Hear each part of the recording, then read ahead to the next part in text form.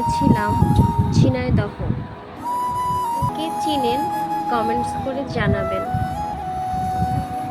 বৃষ্টির পর পায়রা চত্বরকে খুব সুন্দর লাগছিল, চারিদিকে আলো ঝলমল করছিল।